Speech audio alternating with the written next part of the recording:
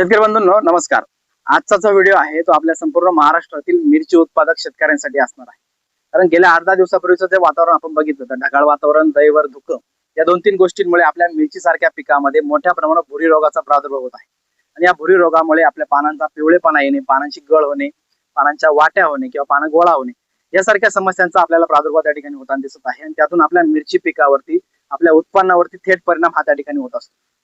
म्हणूनच मित्रांनो, अशा वेळेस आपल्याला भुरी रोगावरती नियंत्रण जर त्या ठिकाणी मिळवायचं असेल तर सर्वात प्रथम जर आपण बघितलं तर मिरची पिकावरील थ्रिप्सवर नियंत्रण मिळवणं हे आपल्याला अत्यंत त्या ठिकाणी महत्त्वाचं आहे। कारण मिरची पिकावरील थ्रिप्सच्या प्रादुर्भावामुळे मिरचीच्या पानावरती ज्या काही जखमा होतात या जखमांच्या माध्यमातून त्या ठिकाणी भुरी रोगाचा प्रादुर्भाव हा मोठ्या प्रमाणात आपल्या मिरची पिकामध्ये त्या ठिकाणी होत असतो।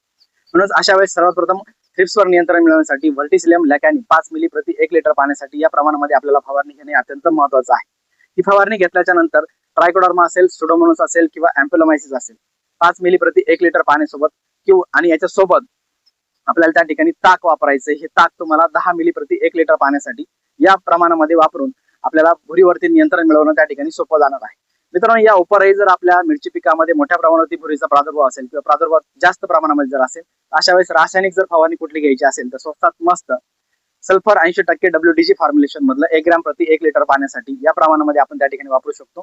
किंवा तुमचं मायक्लोबिटानिल 10% WP हे जे काही केमिकल फॉर्म्युलेशन मार्केटमध्ये उपलब्ध आहे याचा वापर आपण 1 ग्रॅम प्रति 1 लिटर पाण्यासाठी या प्रमाणामध्ये सुद्धा त्या ठिकाणी वापरू शकतो। मित्रांनो, ही माहिती जर आपल्याला आवडली असेल तर व्हिडिओला लाईक नक्की करा, व्हिडिओ इतर गरजवंत शेतकऱ्यांपर्यंत शेअर करा आणि रविराज ॲग्रो चॅनलला सबस्क्राईब करायला विसरू नका। धन्यवाद।